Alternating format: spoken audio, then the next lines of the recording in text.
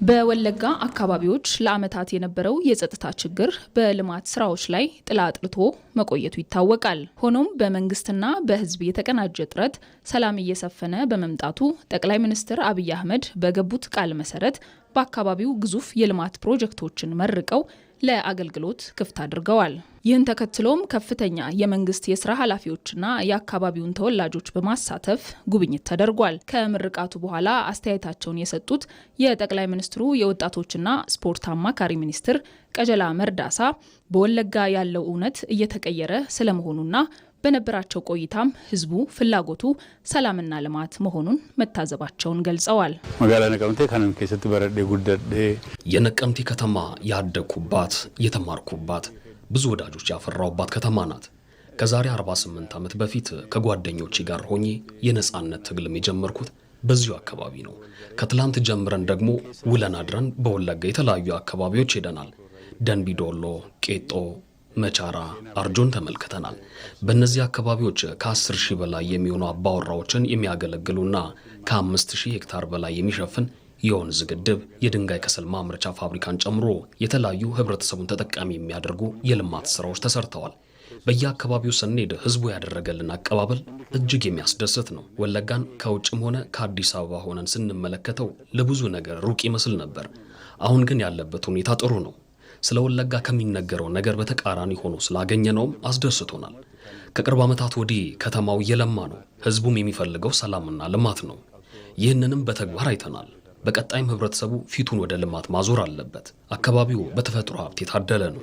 ባለሀብቱና የአካባቢው ተወላጆችም ወደ ከተማው መጥተው ሊያለሙ ይገባል። በቆየንባቸው 2 ቀናት ወለጋ ሌላ ምዕራፍ ውስጥ መግባቷን ያየንበት ነው ያሉት ደግሞ የብሔራዊ ባንክ ገዢው ዶክተር ኢዮብ ተካልኝ ናቸው። እነዚህ 2 ቀናት ወለጋ ሌላ ምዕራፍ ውስጥ እንደገባ ያሳዩን ቀናት ናቸው። ለሁሉም ጊዜ አለው። ከወርተቃሪቱም ሲያነሱ እንደነበሩት የሆነ ጊዜ የማላዘን ጊዜ፣ የማልቀስ ጊዜ ነበር። ቀጠናውን በሰላም እጦት በግጭት የመግለጫ ጊዜ ነበረ። ፈጣሪ ረድቶን የተትረፈረፈ ልማት የሚታይበት ጊዜ ሆኗል። እንግዲህ ያልነካ ነው ዘርፍ የለም።